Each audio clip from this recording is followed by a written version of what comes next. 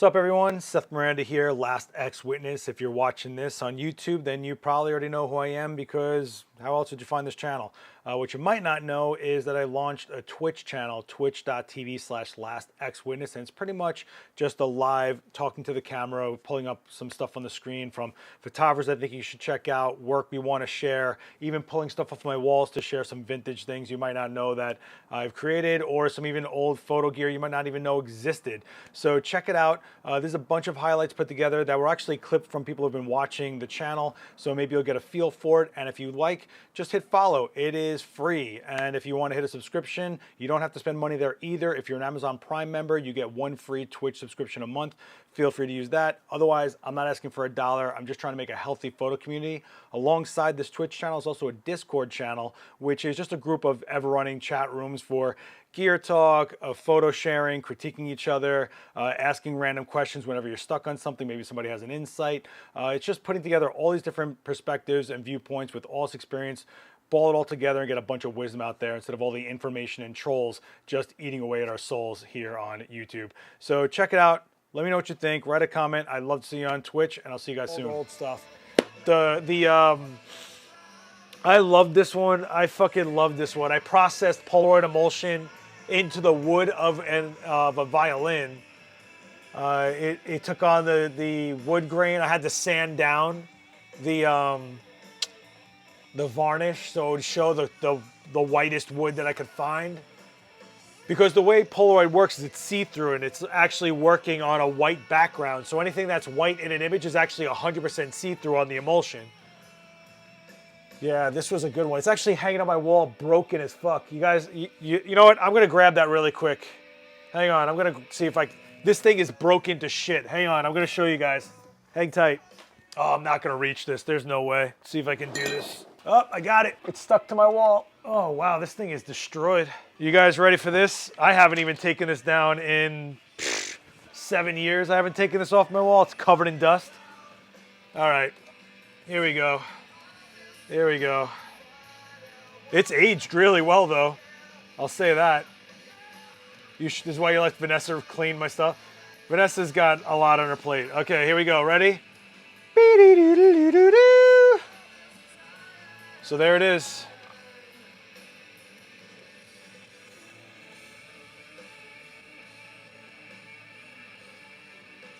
So the reason this exists is a long time ago, I dated a girl, and she used to play violin, and she stopped, and she was very, very, I could not get her out of this depression over it. And she became a different person. We started growing apart, but before we parted, and she had issues, she had some serious issues. Before we parted, I tried to find the best violin I could afford, and I sanded down this. That's what I did. I sanded this down, and I impregnated the wood with emulsion from, I'm trying to remember what the image was. It was something we shot together, and I gave it to her. And on my way to giving it to her, I showed it to someone, and they were like, "You have to do more of these." And I was like, "Nah, this is just for her. This is just for her." And it took about a year after that, and I went to a garage sale, not a garage sale, like a swap meet. And this guy that used to get me vintage cameras said, "Hey, I got something that I would get rid of pretty cheap for you if you needed something for like a prop." And it was a fucking violin. And I was like, all right, I have to do this. So, I mean, there's an inch of dust on this shit. I did it. I hung it up at one gallery showing, and I refused to sell it. I just couldn't get rid of it.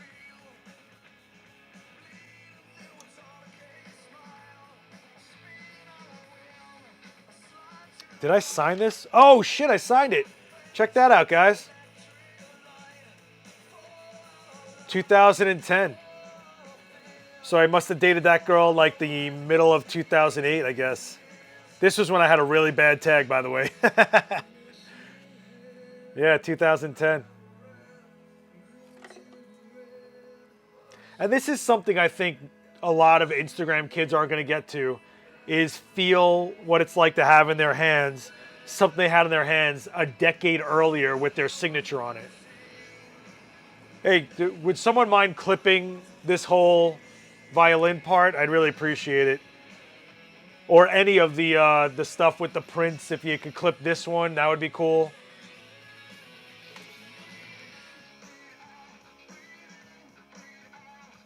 What's cool is, I don't know if you guys can see this, is how thick the emulsion gets when it's on top of another photo, like over here. It's like really thick. You see how it's like folded into itself? So you see how much like physical sweat went into things? And that's why I take this so fucking seriously when I do a demo or when I talk, because I come from a place of really bleeding for things and physically bleeding things. Yeah, I don't want to fix it. I don't think I want to fix it. To me, this is how it's aging. This is how it's falling apart. And I mean, even this is separating this piece or whatever it is. Wow, I haven't had this thing in my hands in a decade. I mean, my walls are covered in work that I put up and just left it there. I never revisited it. But you forget how much you really put into it. You can see the wood grain.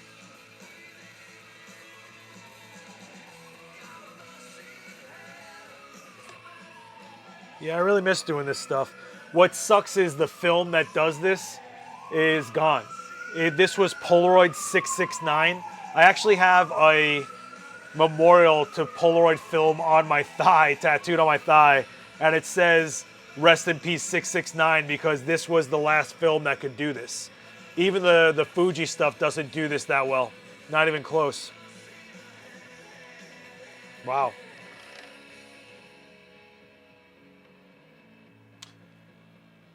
Yeah, wow. I have one box of 669 film left in my fridge, and I can't bring myself to use it.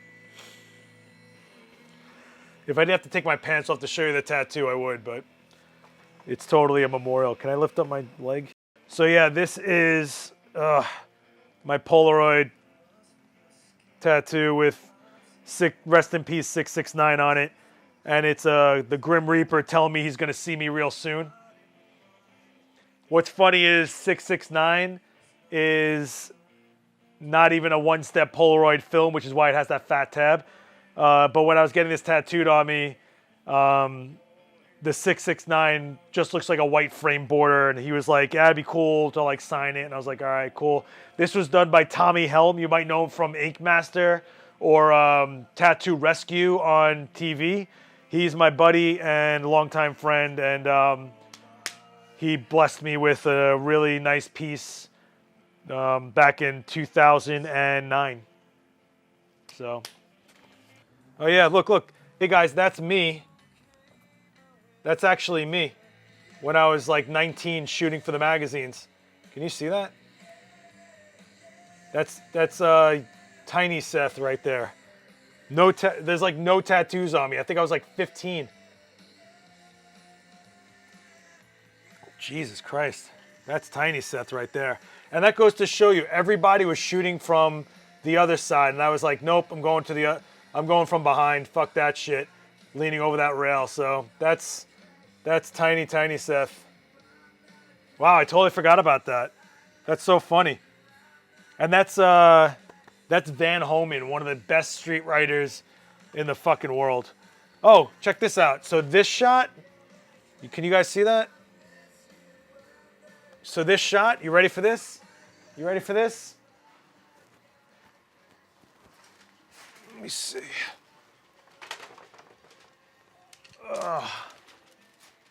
Right here, printed film, black and white, right here in this magazine.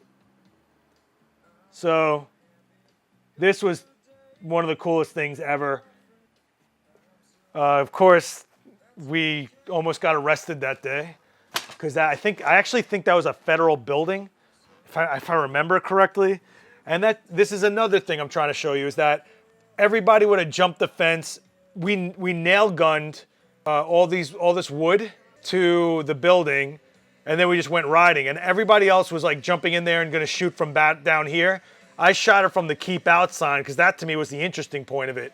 So that was. I feel like I'm a kindergarten teacher reading you guys a story right now. Like, and then the pig says, you know. Let me see. Oh, here we go. She's got some metallic makeup going on. So here's a really good example of we need a pop in our model. We need some sort of light. If you just had a speed light hidden in here somewhere, or even a reflector underneath here, or even shot a speed light through this window, because you see how the shadow patterns are going one way. If we could mimic the direction of that sun to wrap a little bit the way we need it to wrap without it looking like we lit this, then you're on point. And to do that, because the sun is coming from this diagonal, you could have just placed another light just in front of the car just to give her a kick, like really get that snap in there.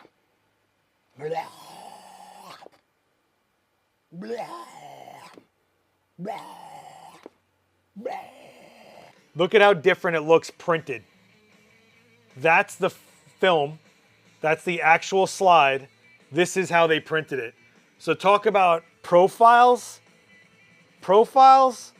Look at how bad this came out. You know? So it killed my all my yeah, that's what happened back in the day. The profiles were shit, man. If you look at this post, you'll even see little hairs up here, and that's the slide holder. It was cardboard, so there were like little frays of hair. Wish I could find my old portfolio book. It had my name on it and shit. I had my glasses printed on it. I gotta find that. Feeling the purple though. That's what I'm saying. That's why I shot it. And I shot that with Vivitar full manual flashes I bought at garage sales. Let me shut off this light and see if we can get some projection going on here. Let's get a piece of white, if possible. Got this pizza box. So yeah, there it is. It projects onto after whatever you shoot. So that's pretty cool, right?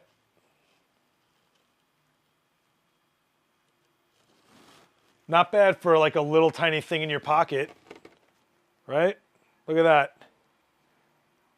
So, remove the restrictor bolt. Help me, Obi-Wan, you're my only hope. That's cute. So, not bad.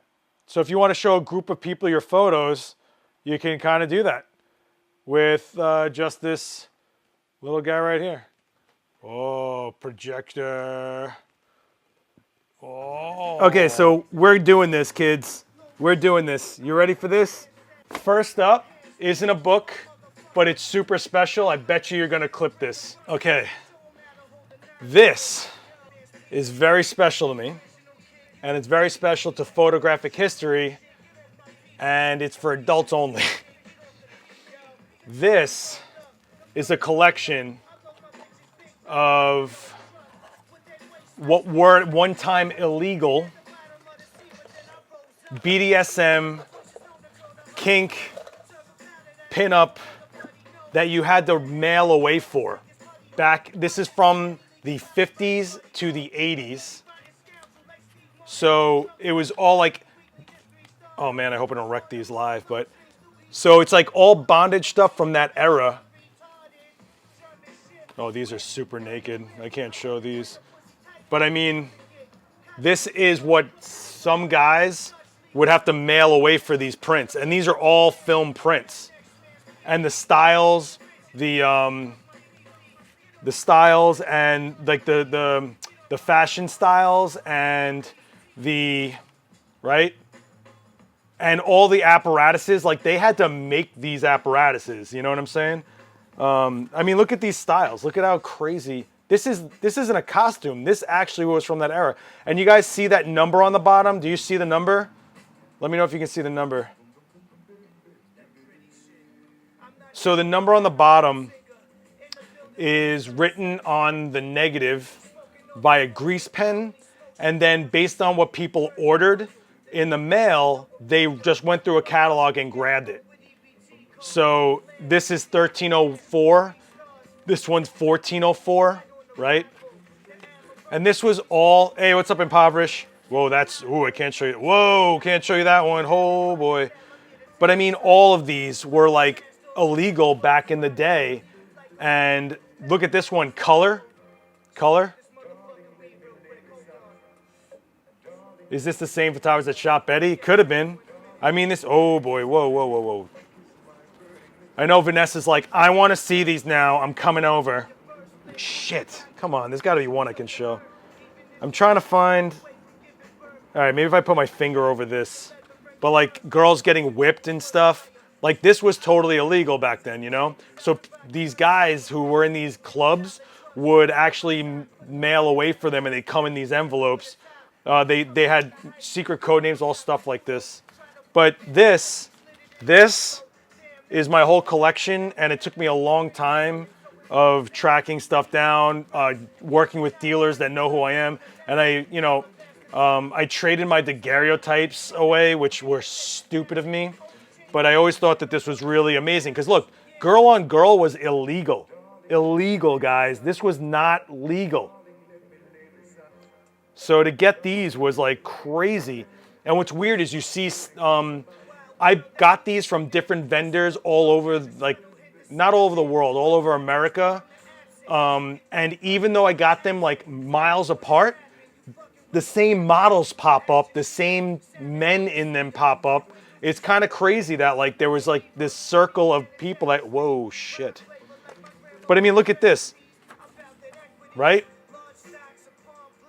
You know what I mean? Like back then to be shooting like this, and they had to process their own images because they could have been arrested for this shit. That's nude as hell. That's super naked. Some of these are like way, way over the top acting. And some of them, you have to realize that this woman's hanging upside down. You know what I mean? Like this wasn't clean practice. You know, this wasn't, the theatrics of it. So what a treat for you guys, huh? I can't show a lot of these. Oh, this one I can show. It's pretty interesting. So this is the original creeper shit. I just thought it was super interesting, and I bought one collection off of an estate sale, and I got hooked. And I actually, oh shit! Oh, you know what I have? I bought from a woman who passed away. She was a pinup model, and I bought her collection. Oh shit, I totally forgot about that.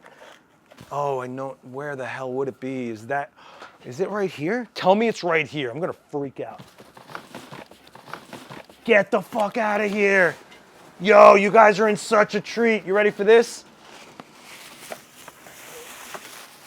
Tell me, oh, these might be post-mortem images. They actually used to shoot people after they died, sitting in their, like, they would take like dead people and like prop them up on chairs and then take their photos. That's how they did it back in the day. Oh no, this isn't her. This isn't her, guys, but these are tintypes. So these are tintypes I collected over the years. Is it gonna focus or what are we doing? So these are tintypes. Where the hell are those pinup photos? But yeah, I mean, I collected all these old cardboard based. These were printed in like the back of cars. And you can actually see that like this was printed on Larkin Street, or there was a lot of them that say printed in Brooklyn, hand signed, you know? So, let me see. I have post-mortem photos somewhere. I always wanted those. I always wanted like a whole album of post-mortem photos. Yeah, so this one was like signed to Mary, right? So it's just sick, you know? Hang on. I don't know where oh, that's another tintype. Oh, wait. I think I have them. Yeah! Oh, dude, you guys ready for this? So Seth started stream like, I don't know what I'm going to do for an hour of content. So this is her. she passed away, and I went to her estate sale, and I bought her. She was from the Garter Girls. You wanted something really funny? So what she would actually do is she had a stamp that made it look like she wrote to all of her fans. And you can see it right there. She wrote like, oh, just brushing my hair for you. Just thinking of combing my hair. Lynne. Yeah. Lynne O'Neill. Lynne O'Neill is what her name was. Okay, so these are post-mortem photos. Let me see if I can get this to focus on this infant death. This is an infant death. And then on the back, you can actually see all the writing on it. And then there was actually I have one of a bishop somewhere that died. But this is all Lynne O'Neill, look, like Lynne O'Neill galore. Just like, I'm brushing my hair for you. Here I am, drinking tea, waiting for you. You know, stuff like that. And I mean, look at this. This was like shadow casting on the wall, but who cared? I mean, this was what it was at. I mean, this is what girls are emulating today in burlesque, right? You know?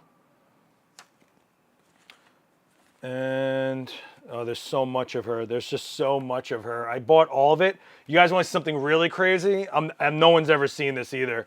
I have it tucked away, but I'm going to grab it really quick. But yeah, so this is all Lynne O'Neill. Like, this is all pinup of this woman. And when she passed away, I jumped at it because she was right here on Long Island. This is a post-mortem photo too. So, hang on. Let me get one thing because I bought something from her estate sale that was like, I can't believe I got it. Like, nobody cared about it. And I was like, get the fuck out of here. Oh, wait, check it out. I have 8x10s of her. I have 8x10s of my girl here. Look at that. How fucking cool is this?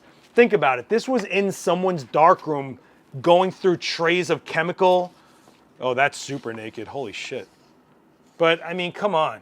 Come on, guys. Like, how sick is this shit? Oh, wow. Hello. How you doing? No, she's so dead. She's so dead. What am I doing? And I even had the bags that the negatives came in, but I couldn't buy the negatives. They cost too much money. They wanted a lot. I couldn't get them. But these were like specific sets that you would get in one shot.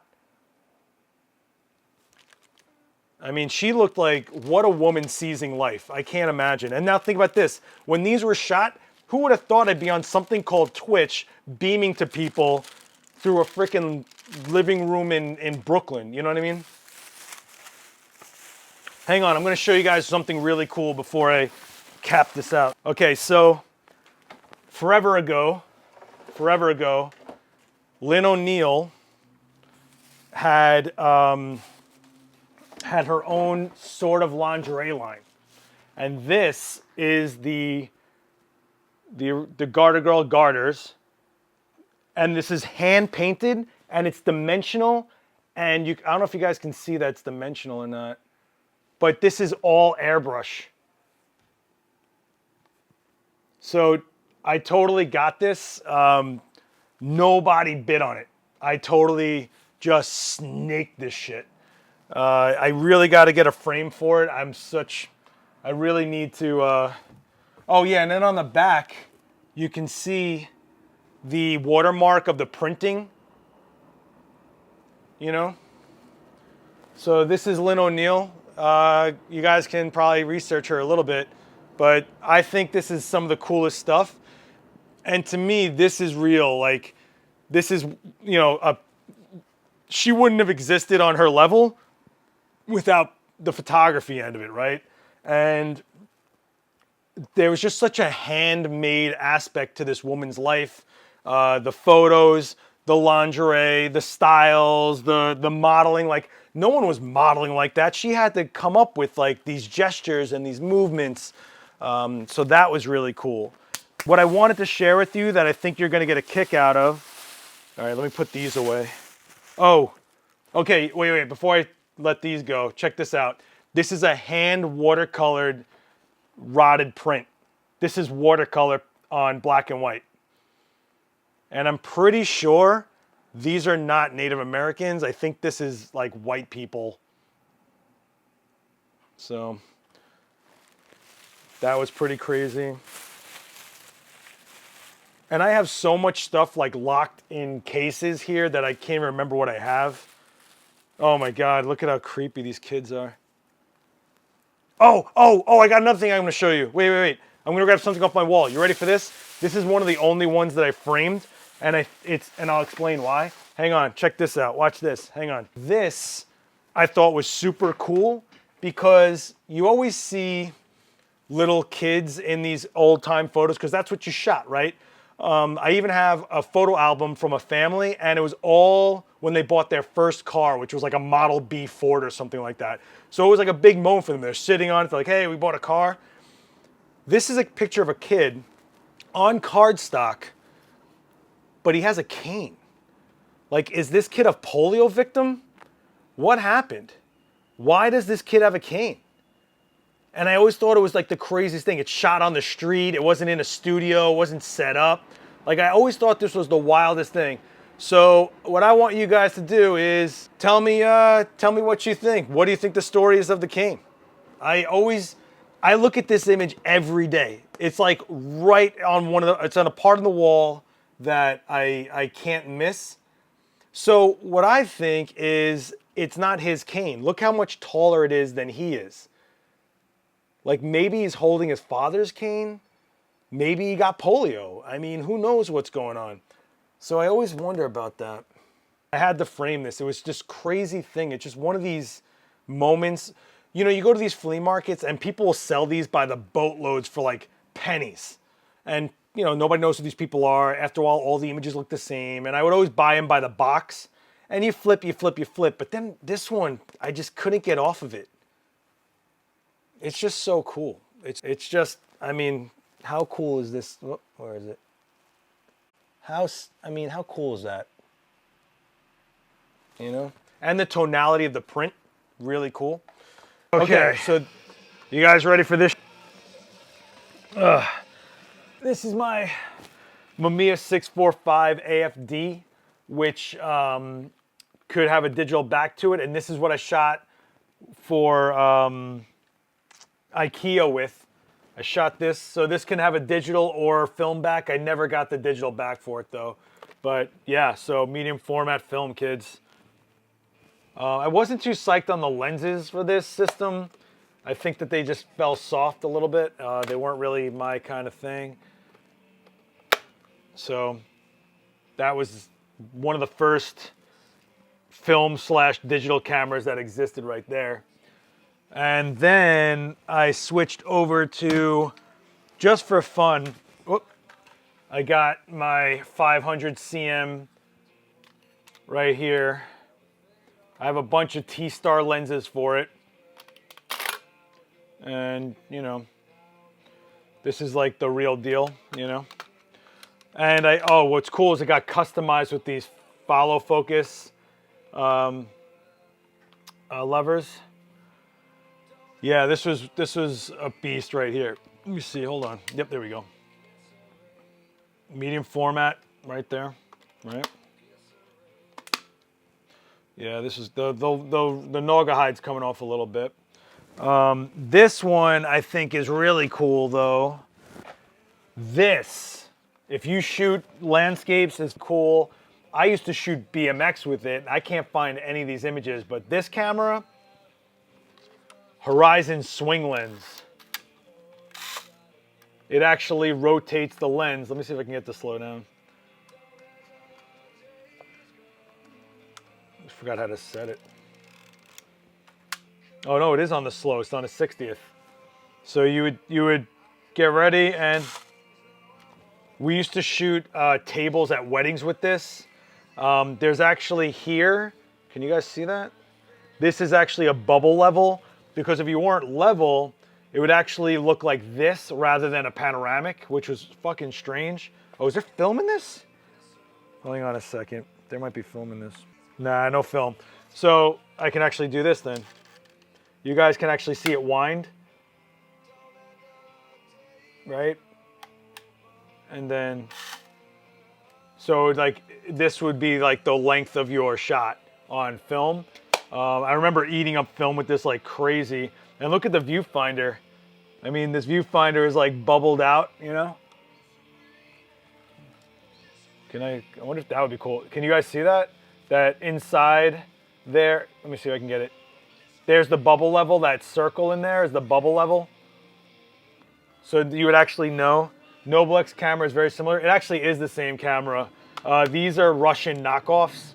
I couldn't afford a Noblex actually at the time. So this was a really cool one. And then the last camera I brought over for you guys is a very interesting camera, the Nikon F6. So this beast 8 AA's.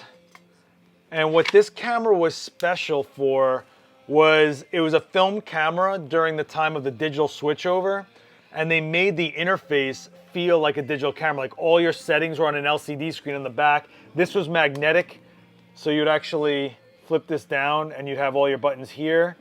They do still make the F6. I just reported on that, so yeah. But they made the whole body feel like a digital interface. So the idea was if you were getting a digital camera and you were going back and forth, it would feel more native to you. This is a grip, I think, so I can actually take this off. Let me see. I haven't taken this off in probably 10 years.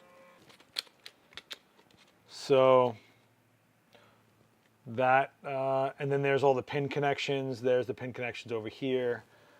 And this is what the original F6 is with the optional grip. And it was about, I think this was 8 frames a second, which was fucking nuts. It also was really cool because in between each frame of the negative, it would imprint, oh, can you see that actually? It would imprint the, all your settings. It's inside, yeah, I need to open up, I need to put batteries in it. So this is, it would actually imprint your settings. So if you look at the tattoo shirt, it says like 60th of a second at F whatever. That's because in between each negative, here I'll show you guys, watch. Yeah, so you see this, 60th of a second, F3.5, 18 millimeter or whatever that was the settings right on the negative.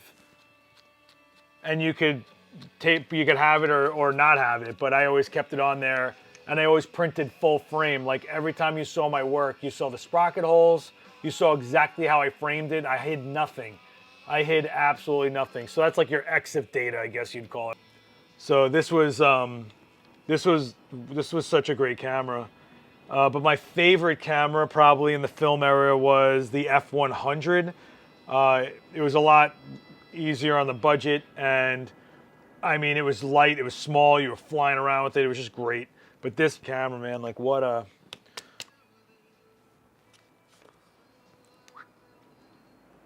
Any predictions on what the D6 will bring to the table? I can only give you guesstimations. It is probably going to have more res than the D5, and it'll be faster than the D5, which is crazy. I guarantee you they will up the video specs on it. Like, we will see like 4K 60, you know, we'll see things that are more for a hybrid shooter. I don't think they'll have IBIS in it. Like everyone's been like, oh no, they're gonna put stabilization into mirrored cameras. Like, are you crazy? No, they won't. They'll be built like a tank. Ethernet port, which is always cool. This camera has like no ports on it. It has like a sync port, and that's about it. This is it has 2 ports. There's my PC Connect and the PC Connect and the cable release. Nikon 10-pin interface, PC sync, and ITTL hot shoe. Yeah, so this is an ITTL hot shoe for Nikon. And fun fact, guys, the Nikon hot shoe is also on the Hasselblad. So Hasselblad uses Nikon TTL for their shoe. So that's kind of cool. Thinking of picking up a Bronica. Oh, cool. Can't seem to find any opinions online other than hipster newbies who claim to know manual focus. Bronica was like the wedding camera forever. It's a really cool system. They're super cheap right now, so unless the hipster kids made them more expensive again. But Bronica is cool, man. I'm down for Bronica. Hell yeah. You know who made cool cameras too? Konica. If you ever get a chance, look at some Konica cameras. They made some cool shit. I can't believe I'm holding this right now. This is wild. And I remember the film rewind. So the film rewind was this button, and then you actually had to lift this flap and then press this button at the same time. It was like a fail-safe so you didn't rewind your film too early. Nikon F6, kid. Nikon F6. I've been thinking about going manual focus. Haven't worked with a Pentax 6. Yo, Pentax 645Zs are dope. The RZs are, first of all, okay. Oh wait, you know what I got? Oh, you guys are gonna freak out. Check this one out. This. The Pentax 672 medium format. It's like an SLR for medium format. It is so dope. Yeah, baby. Yeah, baby. Look at it. Ingest it. Enjoy it. Oh yeah. This was some shit. Look at that. Look at that. Huge. Ugh. This was so much fun to shoot with over the years. But I had this, which doesn't fit it. It goes to the Pentax 671, not the 2. This is the 2. But this is a Polaroid back for a 6.7. So, oh, actually, I'm sorry. This is a Polaroid back for the Mamiya. And apparently it still has a pack of film in it. So there's that. This I do have a Polaroid back for this somewhere. I gotta tell you, this area that I stream in is turning into just like a giant pile of old camera gear because of you guys. It's all your fault. And you know what I found, guys? You ready for this? The #1 camera that got me published. The Nikon F100 was the camera that got me the most pages. It's still sticky. Wait. All the blood is still on this. You hear this? You guys hear that? Wait a second. There's a roll of film in here. There's a roll of film in here. It is 3200 T-Max, 3200 ISO T-Max. And I guarantee you, oh my God, it's so sticky. Oh, there's still blood inside. Can you guys see all that grimy, this, ugh. Wow. Wow, there's like rusty looking blood on the inside. Can you see that around the viewfinder? There's like this rustic blood going on. I mean, hopefully the batteries got taken out of this. No, good. If I left the batteries in this thing, it would have been dead. It's been through absolute hell. When I cracked my head, this was the camera I was holding. Oh my God, it's so sticky. God. I should put batteries in it, rewind this film, and see what the hell it is. This was like a flagship camera at some point. Wow, it feels so small in my hands. I remember when I was younger, it was like, I was like, yeah, you know, it was like a big camera to me. Now I'm like, urgh. But this, god damn. So let me take a look here. So these are the two cameras that I ended my film career with. This is the F6 and the F100. I would love to just run this. Oh, you know what? Let's load this with batteries and see how fast it shoots. Oh, and I can rewind the film in my F100. And all right, so let's load this with film, with batteries rather, and rewind this film. Actually, no, let's see how fast the F6 is, right? So I'll load this up. Here we go.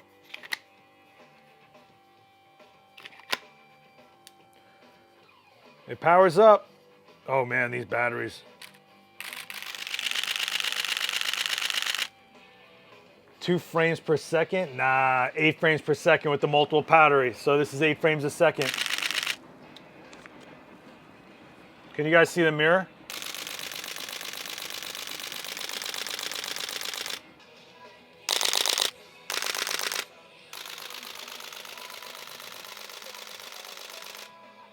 Back in the day, we didn't care about silent. All right, let me see if I can load this with batteries. No one cares about silent except wedding photographers. No one cares about silent except for press photographers and set photographers. If you're shooting behind the scenes of a movie or whatever, you usually have to put your camera into an underwater housing that's made to that's been modified to be just a silent housing. Oh shit.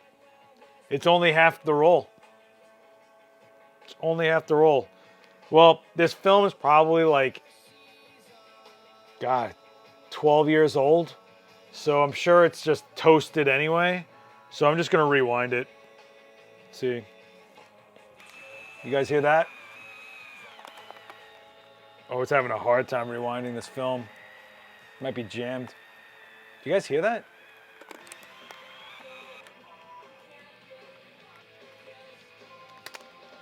Yep, T-Max. T-Max 3200. T-Max 3200. Yeah, this film is, let's see if there's an expiration on it. Nah. Let's see how fast this thing was. Not bad. I think that's like 5 frames a second.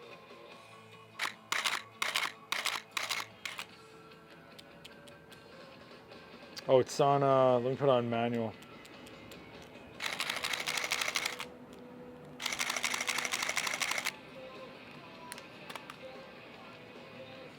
Oh, it won't fire when the door's open.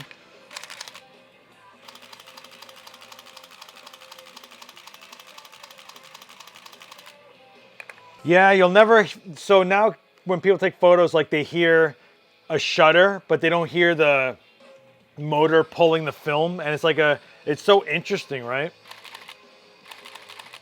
So interesting. Well, that was some mechanical shit. Man, my hands are so sticky now. You know what I have? You guys ready for this? I have a Graflex. I have a Graflex for you guys. So we just went through 10 tons of cameras, but let me get my Graflex. Hang on. One of these, oh my God. Hey, Tank, happy birthday. Oh, Vanessa's in the chat, uh-oh. So this is a super rare, special, custom-made camera.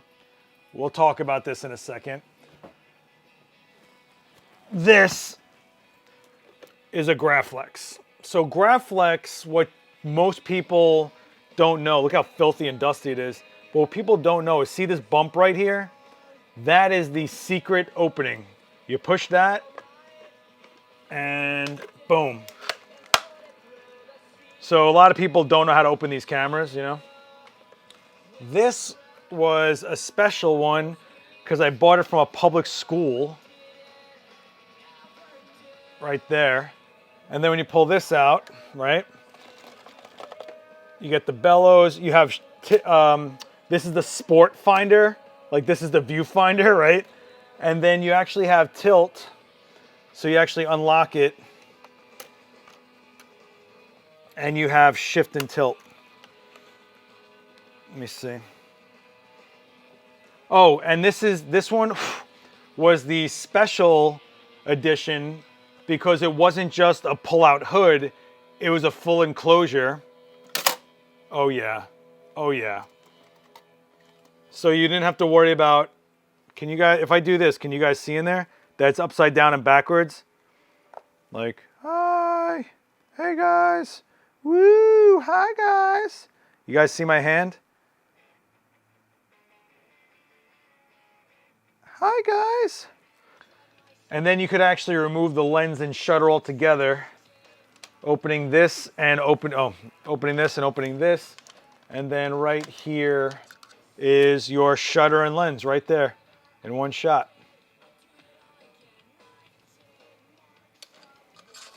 And you would just put this, you would just drop this thing back in and you're locked back. And that's it.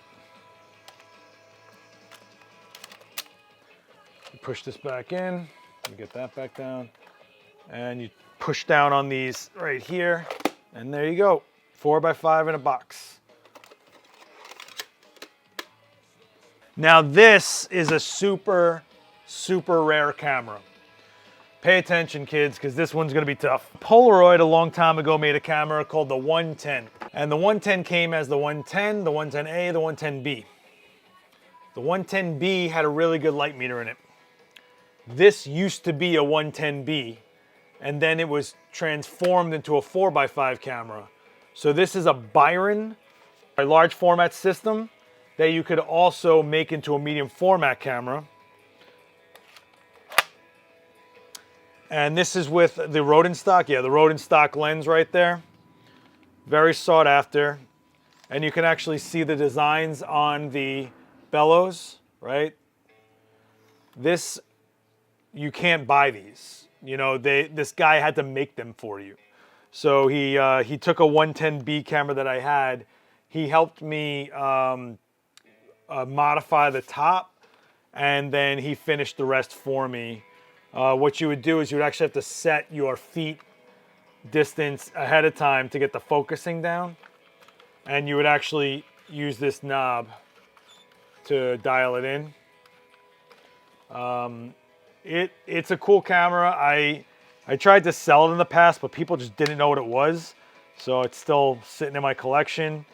And it'll probably just stick around here and live here, you know. But you could put different backs on it: Polaroid, medium format roll, large format.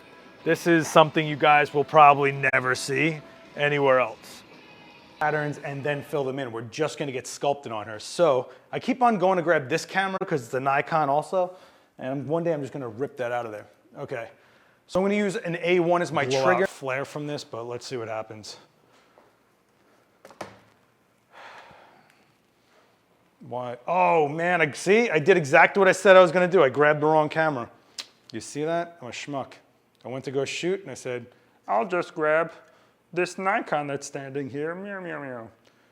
No, you saw it here first, guys. This is where it happened first. All right, camera's on the floor. And I'm stuck on something great. I am not having a good day here. All right, here we go. So this one, right? Check this out, guys. I made a stencil forever ago of that image. And not only that, but this is spray painted on a Fuji Crystal Archive darkroom paper box. So this is back in my real old school days of printing. So this is that photo, all stenciled out. Like I think it was 5 levels of stencil.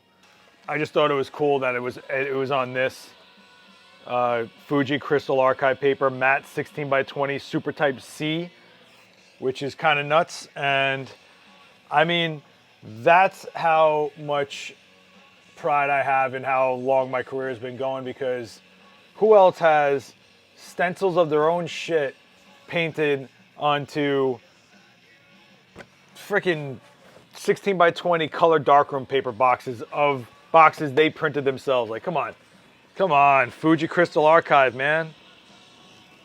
How long have you been doing photography?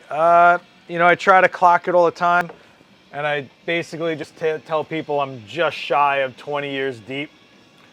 Hey Seth, you shot a girl in a kitchen, big knife cuts her thighs. Was that real? No, it wasn't real, but the story was based on real. So this is what you're talking about. This was the In Too Deep to Cry Wolf. I did this back, this is not right, 2005. I did this back in like 2003.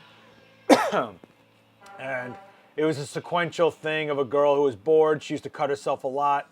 All shot on film, all shot on cross-process film. And she gets bored and she starts playing around. She cuts herself and she cuts too deep. She cuts an artery. And I used the color toning of the printing to show like when it started getting like dire and bloody. And a lot of people related this to like, you know, menstrual and all sorts of stuff like that. And we had her bleed out on the floor. This was based on a real story where a girl cut herself and she got so dizzy she fell. And when she fell, she hit her head. And when she hit her head, she killed herself by accident. You know, of course, here's her trying to get a tourniquet. This was not in 2010. This was done in like 2003, 2004. I don't know why it says 2005. That might have been when I scanned them. The actual prints are in frames, 8x10s across this whole wall, but I can't really show you that right now. The footprints really got to me. Tara, the girl in the photos, had a lot of issues herself, and you know, she was a good person, but you could tell she's been through some things. And then of course the tea is boiling that she was waiting for. But no, none of this was real. I did make all the blood myself. I did everything. I did all the effects myself, and this is probably the precursor to when I would become more tied into the special effects world, I guess. So this is kind of where it started more than anything. I'm glad it looked real. A lot of people were upset by a lot of the work I was doing in this time of my life. And I didn't mean to upset people, but I needed them to feel like, holy fuck, photo developer blood? What do you mean? So this is cross-processed. This is slide film, Fuji. I think it was, I don't know if it was Velvia. It might have been Fuji Pro Via, but I think it might have been Velvia, cross-processed in C41 processing, which made them into negatives. And the negatives have this bleachy, high grain look to them, and none of the color tones like hit right. Also, these scans are terrible, and it's on a website that sucks. I mean, I just loved seeing the red shadows. This was shot with a bunch of speed lights banging into a wall and just washing forward. I mean, I back then I didn't really know how to light more than just bouncing things around. So I am not still in contact with her. No hard feelings or anything like that, but I'm pretty sure she moved. I think she moved, I don't know where she moved. She moved to a different state with her daughter. And, you know, I stayed here working. So she was an interesting character, that woman. And absolutely beautiful, like a really beautiful woman in real life. So, and she was the beginning of the docudramas. That was what used to be used in the movies for Fake Blood, was just asking. Oh, you know what's funny? If you watch anything black and white, blood was actually chocolate syrup, believe it or not. So, you know, blood has been a million different things over the years. I have my own recipe I like to use for Fake Blood. I keep saying I'm going to do a live stream where I mix blood for you guys. Her look plus the sequence just had a real feel. Yeah, I think we really did something special there. That series came from being surrounded by people with issues that I felt they just need to get it out of them or have a testimony, and that's why I named the series Testimony. I never finished it. I didn't continue it really. Back to what I was saying though, that was shot on film, and to shoot 36 exposures sequentially and just only having one shot at a time, like not being able to shoot this thing again. You got to realize that when I did this, let's go back to this really quick actually. You got to realize that when I did this, there was no going back. I wasn't going to clean this kitchen back up. You know what I mean? Like this blood drip, when it hit the floor, that's where that blood stayed. It wasn't like was like, oh man, I didn't get it. Let me go do it all over again. Like, no, this is all within a roll or two of film. This was not like endless rolls of film, and it wasn't, let's mop up and start over again. I have to say, back then, I had a lot of fucking balls. I didn't even realize how much this could have gone wrong, or how there was no turning back, or how I could have wasted tons of money or darkroom time. God, I sometimes I look at these and I just wonder, like, where the fuck is that guy, you know? And now I'm doing like such commercial work. It's like kind of bland. My wife and I fight to end the stigma when it comes to mental illness. So yeah, me too. How most mainstream people, you shouldn't talk about this. My respect for you increased even further. Thank you so much. That probably adds to the feel that the splatters stay and grow. Yeah, I mean, it had to be enough blood to where you believed that she fell, you know, that she kind of lost it, and it had to be not ridiculously over the top to a point where you didn't believe it. And I think seeing the blood streaks like this really play to how you could see the timeline, right? So the blood's going down her leg, but then when she's laying there, it's going down across her thigh, and I think that shows you just like what kind of timeline this was. I really love this image. This is one of my faves. This one and this one was like where the knife sinks in, and the way I did this was I took knives and I put them on a grinder and I cut them down so they looked like they were sunken in her skin. And this one was one of my faves too, where she's biting on the knife really quick. And she's like, and I pointed the camera another way so you didn't see all the white kitchen. So you could tell that she's like in her own space, in her own world. And then we cut back to the same angle going that way so we can feel the environment she's in and we're outside of her head. The real feel of this pretty much brings back to the get it right in camera mantra. You simply cannot get this real feeling in Photoshop. No, and I think once you see Photoshop, you kind of disconnect yourself. And I think Photoshop spends more time trying to fool the viewer than to give them credit, right? Like, we're not giving you the credit of being involved with the image by inviting you into the frame. With Photoshop, you're really just going, how can I make them believe this or not show these mistakes? That being said, we just saw Anya show you guys a lot of cool techniques, and there's time and place for those. But for this, I couldn't. I love the red shadows. The cross-processing on this hit so well, and I spent forever in a darkroom printing this out. This is a 34 print sequence. That means I was going through boxes of paper like you couldn't fucking imagine. And there's only one copy of the entire sequence left in existence and sitting on my wall. Actually, I wonder if I can just turn on, I wonder if I could take you guys with me for a walk to this wall. Let me turn on some lights and see if you guys want to go for a walk? See if we can do this, see if I have enough cable. Let me see. All right, let me see if we can do this. If this falls apart, it's your fault. Everybody blame Tank. All right, hang on. Let me see. Okay. Can you guys see? Whoop, something just fell and broke. Can you guys see all this? Let me see if I can open up a little bit and give some more ISO here. So this is all their actual prints.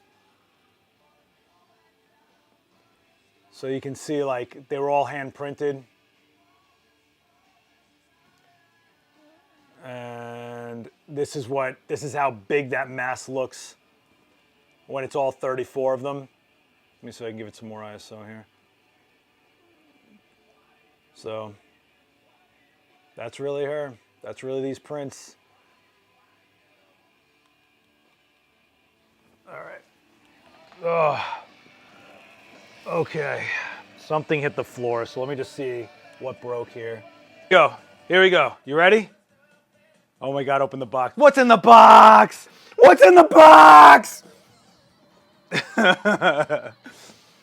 Okay. Maybe I should just show you the top of it that you can read it. Oh, it smells so weird. Oh, it smells so weird. Oh, I have the instruction booklet still, sort of, kind of in a way. Oh, does it still have film in it? It has film in it! Half a pack left. Ladies and gentlemen, the fingerprint camera. You put the load of film, you pack film in here, and anything flat you put against this, can you see the lens? It shoots anything flat and makes it a Polaroid. So you can do lighter or darker, super calibrated. You see that? Lighter or darker. And it has its own flash in there. So what I used to do with this was I'd put it on people's skin and make Polaroids of their tattoos. And then I would give it to them, or I would just copy prints with it. But this, I mean, it's as cool as it gets. And here's the power cell, the power, and you plug it in right here. And then look at this, it has like these two handles. You put it down, click, and that's how you would copy fingerprints. Now, what have you used that for? I told you, I put it up against people's skin and I take pictures of their tattoos. And you could actually see that someone actually got in there and labeled the f-stops. So you can actually, it's actually an enlarger lens. It's a 75 millimeter 3.5. It has 5 shots left in it. I guarantee they're dried out because it's been left in there for a few years. Oh, and check this out. How cool is that? Fingerprint Laboratories. So back in the day, they would put your fingers in ink, put it down on paper, and then this is how they would make copies of it. Oh, and then someone actually, yeah, it does still work. And then someone actually wrote all these formulas on the top. So if you're shooting type 667, which is black and white, you want to shoot at f22 mid-range, which means this dial, mid-range, and speed fast, and that's where this would come, the speed. So you'd click it over to fast.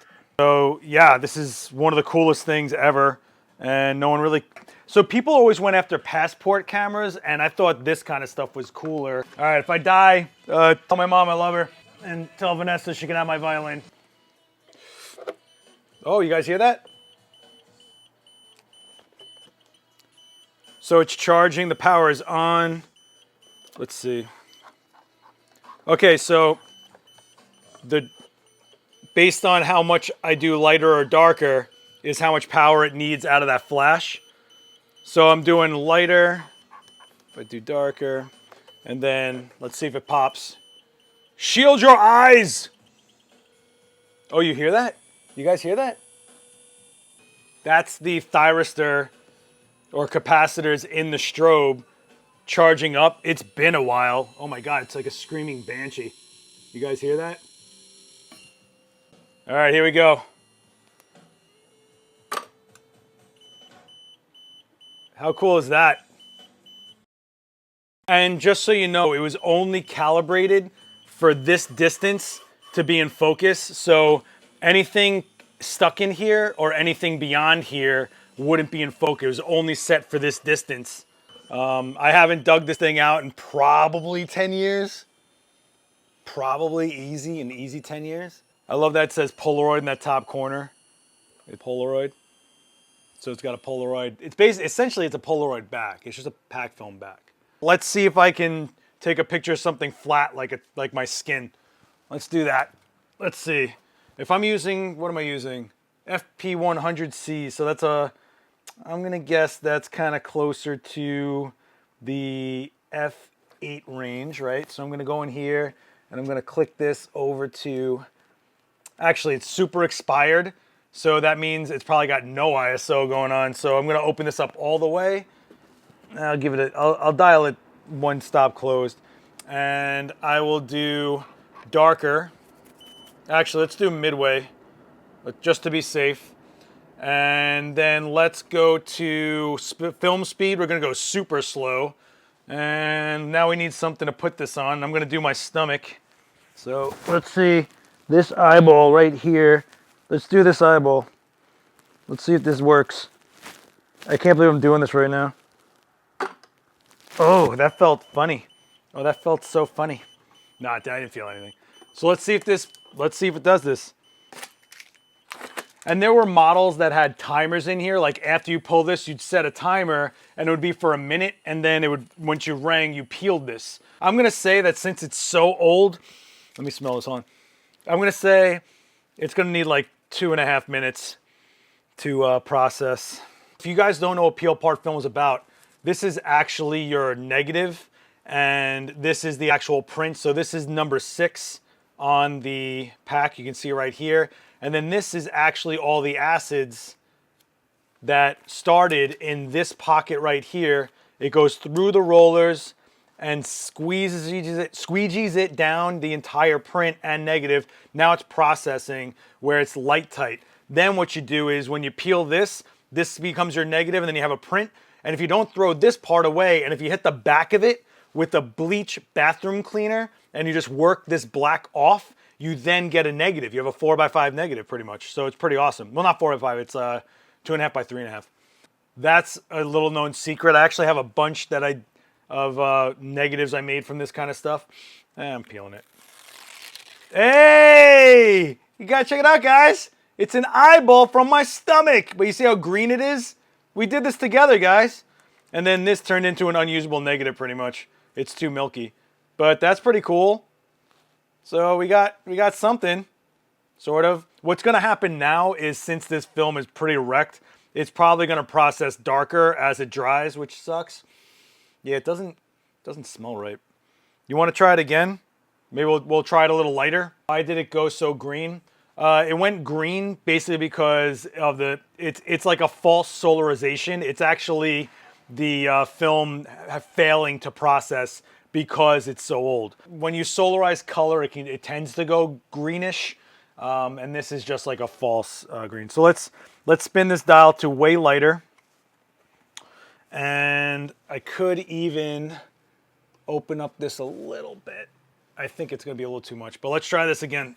What are we doing, the eyeball on my key here? All right, here we go. I'll do it sideways. All right. All right, let's see. I can't believe I'm doing this. Hey, Shop at Bubbles. Okay, this one actually smells a little more like on point, believe it or not. It may have been because it's deeper in the pack, but this one definitely smells better. Sometimes with peel apart film, what you end up happening is that the chemicals don't squeegee evenly through the plane of the frame. And that's just because some of it got pastier and doesn't actually travel, doesn't actually physically work. But hey, we got an eyeball there. We have an eyeball. No one on Twitch is using a police evidence camera to take pictures of their own stomach tattoos with expired film. I promise you that. Does it still process a little bit after you peel? Not really. It'll give you a false sense of that. What it'll actually do is harden up, and some people think the blacks get darker. I don't really think so. Hey, it's a better one, I guess. It looks like a giant squid under the sea. But you see how it's solarized? Here's where the flash is in the camera, and you can see how it doesn't cover the whole plane. And then here is the negative-ish kind of thing.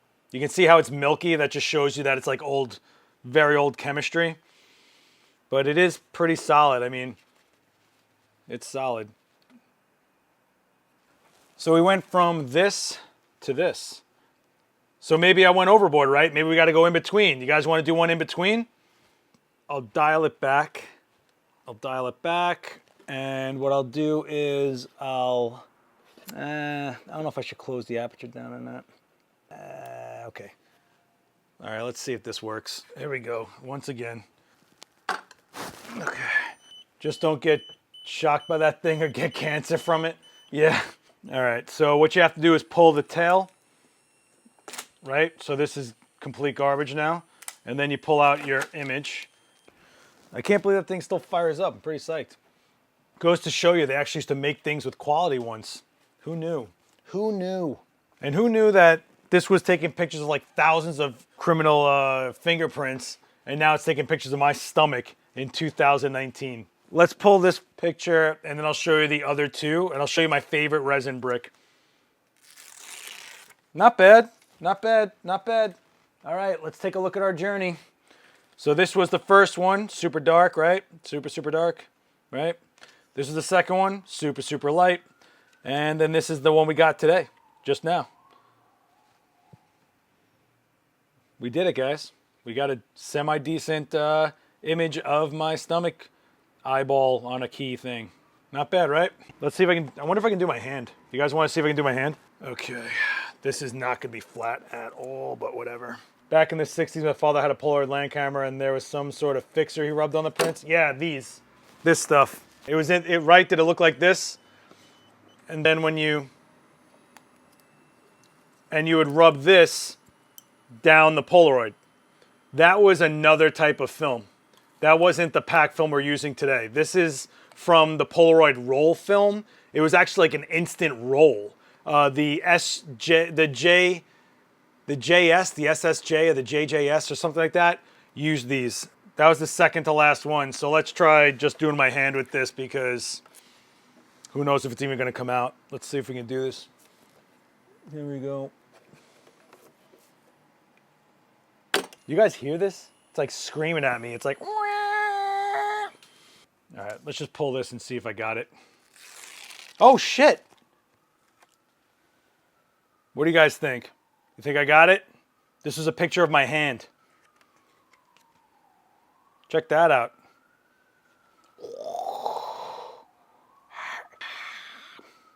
Not bad. Not bad, huh? Even the negative looks all right. Let me see. Well, let's eject this cartridge. Oh, and there it is. So what's cool about these actually, and this is the inside of the cavity, which is kind of cool. What's cool about these is you could take photos that you shot, right? And you could just slide them in there, and it's like having a little picture frame for your shots. It's kind of fun. Slide them back in through there, I think. Can you still get film for that? You'd have to find pack film. The Fuji FP100C is the last style of this film that was made. From what I hear, you can still get cases of it somewhere in Mexico, like a lot of distribution centers in Mexico. Good luck. Good luck. It's expired easily. Not to mention if it was stored in anywhere warm. See, now you have a picture frame for your shot. So I'm going to put this on my desk and remember it as this weird time that we shot my stomach and my hand. When you peel the emulsion off of a piece of off of a print like that, so this is actually a jar full of raw emulsion of pieces from, I can't open it though because it's been sealed for so long, but it actually is just pieces of emulsion. And this is what it is. So you see how this is floating? This is actually an image that I shot and put into resin. And what this is, let me see if it's gonna focus. What this is actual emulsion from 2009, by the way, is just floating there in resin. And that's from boiling those prints and peeling off the emulsion. This is one I found that was a little newer. That was the first one I ever did. That's why it's yellow. This one is super, like this is spray caps and guys spraying graffiti. The problem with these is they were hard to sell to people because you needed like light behind it or like a white wall behind it. Actually, can I do that? Can I put like white behind it and you guys can see it better? Does that make sense?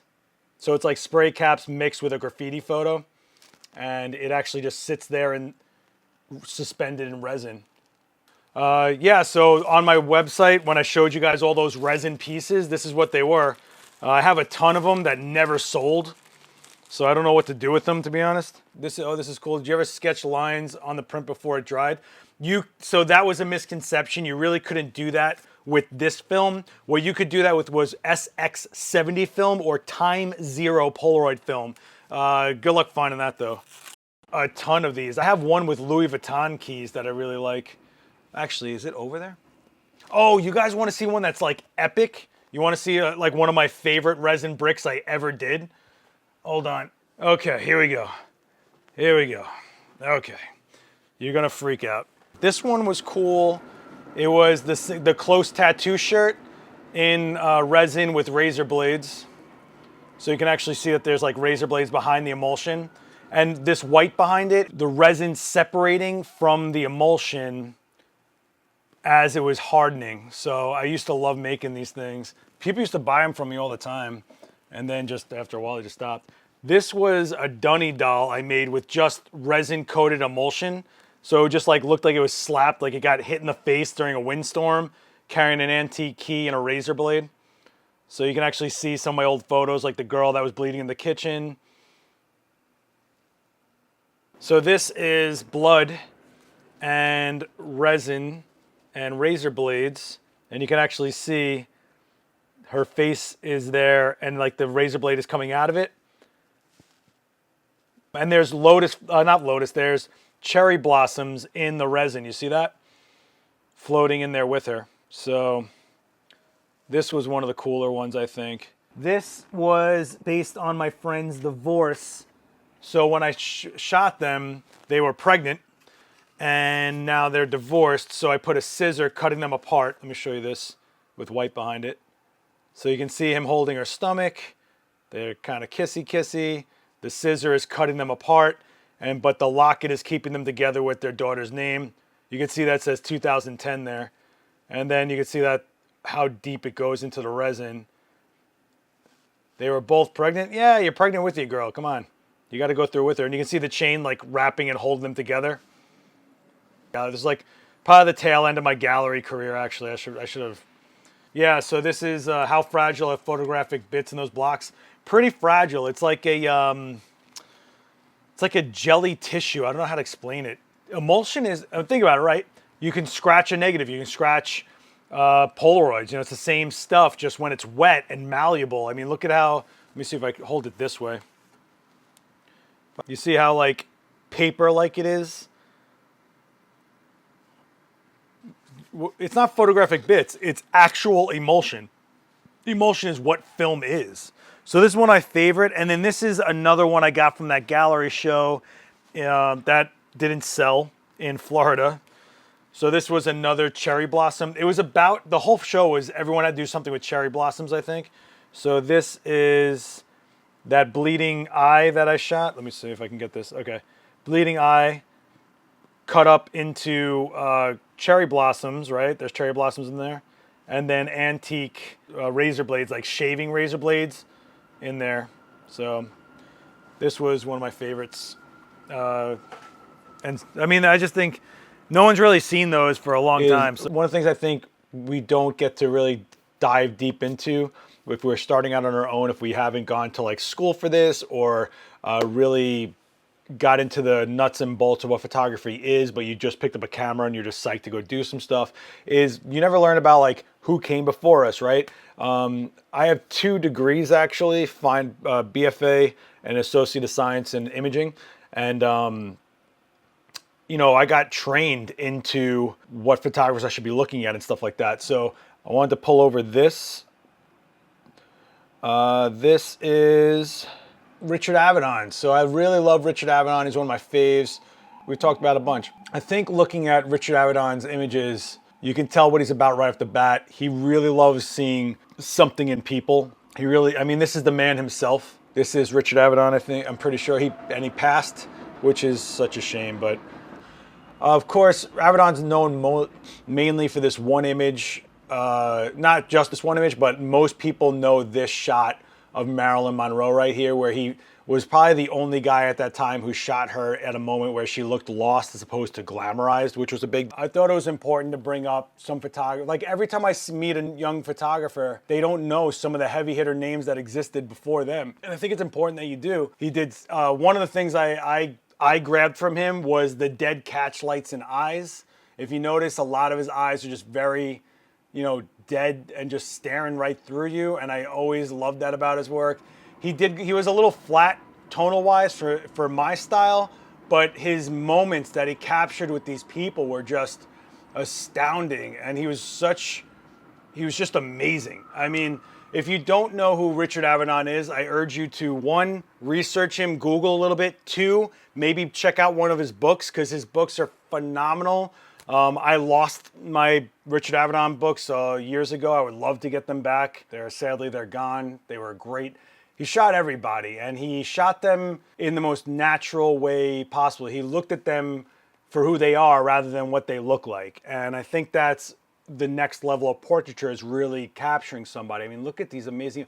When would you have ever seen Marilyn Monroe looking like this back during that era? Everyone wanted to make her sexy and glamorous, and he was like, she's an overwhelmed, lost woman. Look at her. And this poor woman took her life.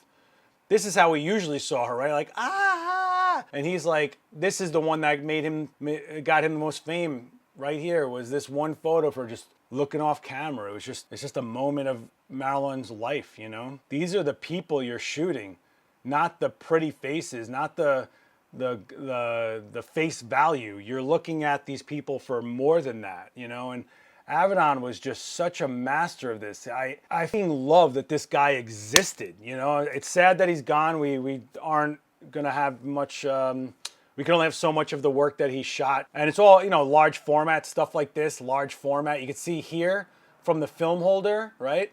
So this is one sheet of film. He wasn't spraying and praying. He wasn't shooting with a Sony that was 40 frames a second. He had 2 frames per film back. God damn, I just love this guy's work, man. He's just a killer. And that's the man himself right there, Avedon. This is what I'm saying when I mean don't stop, right? A lot of people get caught up on how to light someone for the structures, the textures, the shapes, to flatter them. And it's like, fuck that. Everyone that's gonna shoot someone will try to flatter them. And yeah, you can always get that shot, but these are the minutes that they're never gonna see again. These moments, I don't know. I mean, he's just so good. And, you know, they're in a situation where they know they're being photographed. They're coming to his studio. He's just letting them be who they are, and he's just documenting it. This guy was just a slayer. Look at this guy, you know? Apparently, one of the things he was doing was approaching homeless people and letting them in his studio to come take portraits. I saw this. I saw this in person.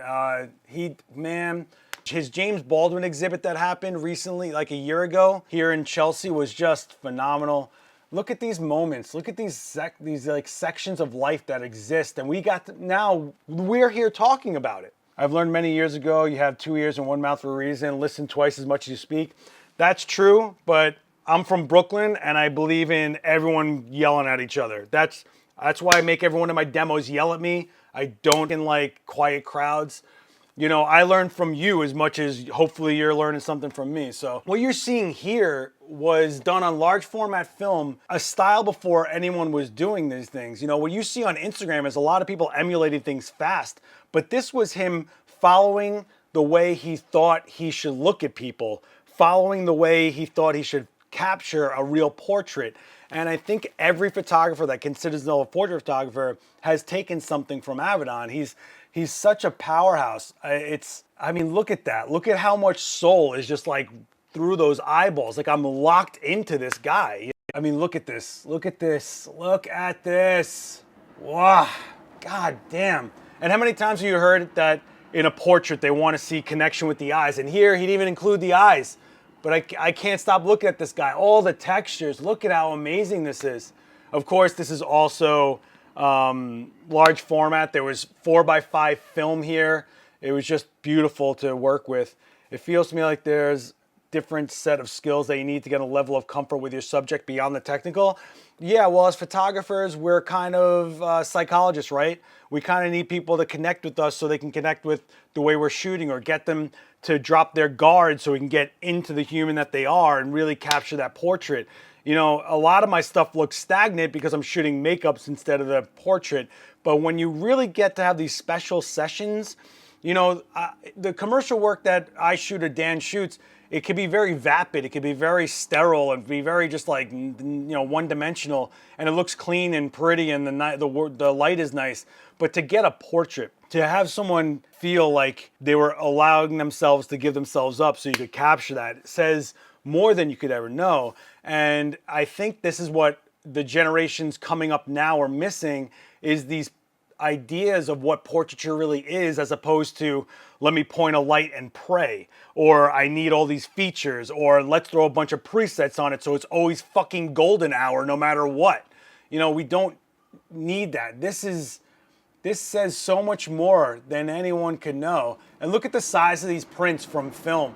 This is how big they were printed. The man himself, Avedon, what a time this guy must have been living in. Unreal. And look at how prolific his work is. You could spot this guy's portraits from a mile away. You knew it was him. You know, these are the ones that we kind of always see around, is this B guy and stuff. And yeah, it's famous, but there's other ones, you know. I mean, look at this, Andy Warhol, you know. I mean, he was able to shoot this level of personnel because he was that close to getting the real people to come out. And you know, how could we not get these portraits of these iconic people that existed? Love or hate the people that he shot, he did get closer to who they were as people than other photographers have at that time. I really strongly urge you guys to check out some of his books. If you guys want to see, oh man, I just scratched my table to death, man. They feel frames of documentary rather than something that was produced. Exactly. There's nothing. This isn't like Retouch City. This is a shot out of a medium format camera. Where is it? This is shot out of a medium format camera right here, Kodak. And that's how honest it is. You know, it's not a bunch of frequency separation to smooth out skin.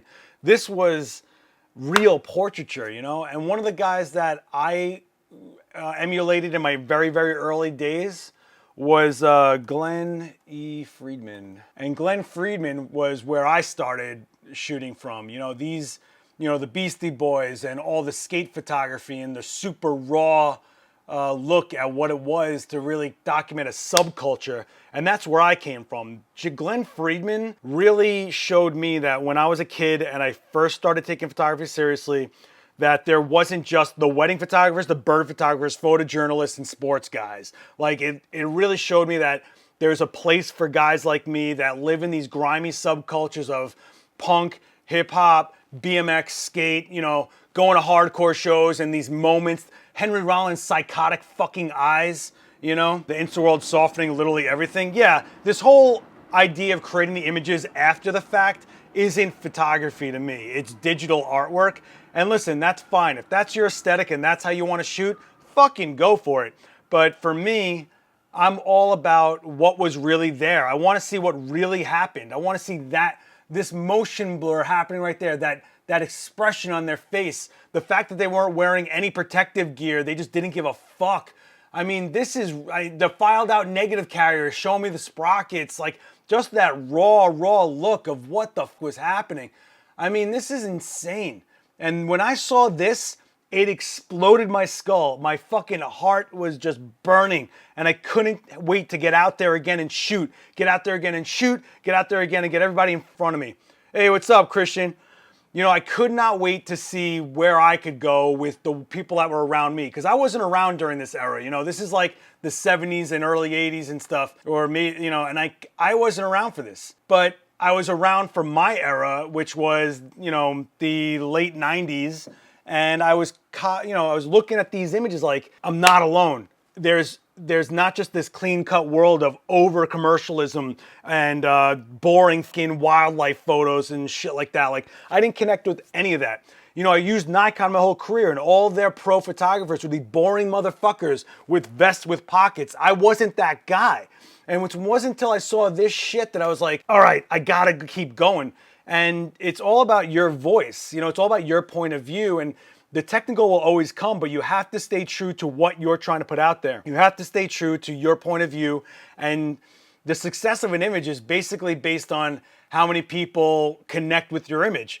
Here, there wasn't a lot of kids skateboarding and stuff like that, but now there are. And there wasn't a lot of people in the punk scene, but there were plenty of people who grew up around hardcore and punk that just didn't know. And this is what connected everybody. I'm not saying wildlife is boring, but it's hard to connect. A kid from Brooklyn is not going to connect with photos of elephants in Africa. I'm just not going to connect with it. I'll always appreciate it, but I will never be like, yeah, that makes me want to go shoot or do this. Like, I never hunted after those images. This is what I went after. I went after, like, when I go over to my website, when I go over to my old work, portfolio, or I guess I should update this. This is where I came from, you know? This was the stuff that I shot because I was basing off of knowing that I was able to do this stuff, knowing that someone else made a living at it, you know? All this stuff, getting destroyed, getting hit. Do yourself a favor and go to Barnes & Noble and just look at some of the books. And sometimes you just can't bring yourself to put the book down. And sometimes it's not even a photo book. Sometimes like a fashion book, like Alexander McQueen, like his book is phenomenal. And you get like some of the best photographers in the world, you know, in one book. Think about the styles of photography you want to get in. You want to get into pinup? Cool. Go look at who really shot pinup, all right? Go look at who shot high elevated fashion and put elements of that into the pinup. You know, put some real thought into it, some real aspect, you know. Helmut Newton, one of the best. Let's look at some Helmut. Let's do that. Let's go to Helmut Newton. This guy is the man. He did such amazing work. I mean, amazing work at the time. Look at these shots. And people are trying to emulate this stuff today. You know what I mean? Like, they're trying to. You know, Salvador Dali, he did such an amazing job at these like aesthetics. You know, for him, what he was pulling off, like the looks that he was getting. I mean, god damn. Helmut Newton has books out there of just Polaroids. I mean, the man is a slayer. And his documentary is killer too. This guy did things before. When you see things on Instagram, they're emulating stuff like this that already happened. And these guys had nothing to emulate. They were just creating stuff that they saw in their heads or saw on the fly. I mean, this was just, there was no spray and pray here. These guys, let me see if I can do Helmut Newton Polaroids. This guy, look at this. Man, he's so good. This is one of the famous ones. So Helmut Newton actually helped save a fashion brand. So Helmut Newton, if I do this, Helmut Newton Wolford, Wolford was like going out of business, and he did a set of shots with these leggy women like this and revitalized this entire line of legwear. And now it's the most expensive high-end out there. You know, it enticed people, but it wasn't sleazy. You know, these made the packages. Who would have thought that'd be the package of lingerie, our images? You know, like this guy really showed what images could do to save or really elevate a brand. I mean, he really saw the clean, really nice aesthetic. This is where it was at. You know, look at this guy. He just was killing it, killing it. He saw things that nobody was looking at and in a brand that people were forgetting about, and his images saved a brand. Does that not make you freak the fuck out that a photographer's images elevated a brand to being one of the most iconic and expensive brands out there? Isn't that nuts? You know, I don't think this is him. This is new school. This is all new school, I think. I don't think any of this is him. But this shows you the tone he set. 100% set the tone, you know?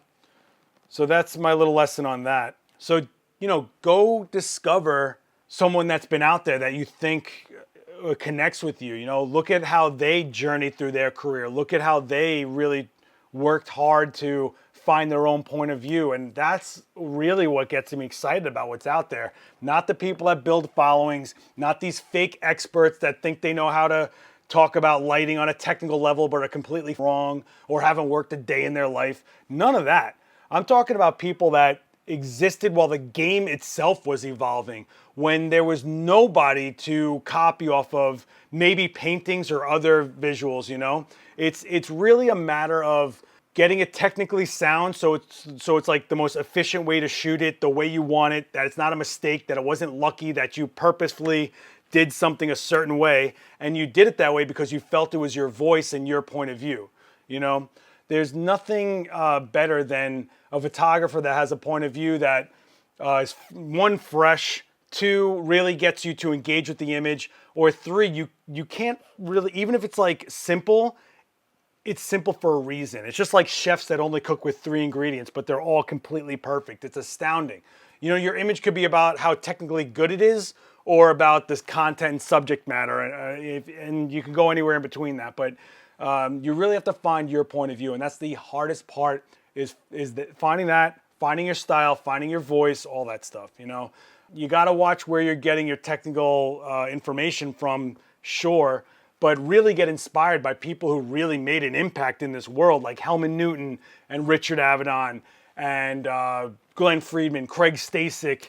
You know, all these iconic people in all different genres. It's just like a rap album. The best beats they ever made were out of songs that you never would have thought would have put into hip hop, you know? So it's stuff like that. Who else we got? Let me see if Craig's got a Stasick. There we go, Craig Stasick. So Craig Stasick was another one. He was from the Dogtown Z-Boy era, and you can see some of his images. You know, having that framing. I mean, I think Stasick's framing was iconic. He really knew exactly what he wanted to fill that frame with, and how. This is probably his most famous photo of all time from Jay Adams. Let me see, does he have the one where yeah, this one. You know, understanding motion blur and trying to show the lead-in lines, and he just had a whole aesthetic. This was another one that totally blew my brain apart, you know? And these are the guys that set tones for people like me. You know, these images, this stuff right here, this set the tone for me. When I saw other people shooting BMX and they were like 10 feet away, I said, no, I want to get 10 inches away from the guy. I don't want to be far away. I want to have a wide angle and get hit. I want to make you feel like you were right there. Because anybody can watch BMX and skateboarding from afar, but it was us that was documenting, that were giving the people a chance to be within fingers distance of what was happening and really feel like they're in the moment. Because when you ride, there's nothing out there. So no matter how many people out there giving you advice, how many videos you've watched, whatever else, when you ride, it's just you and that bike at that moment. It's just you at that moment and that environment, and there's no one there to help you. You better pull it or you're gonna hit the ground. You know, that's how I lived my life, and that's how I ran my career here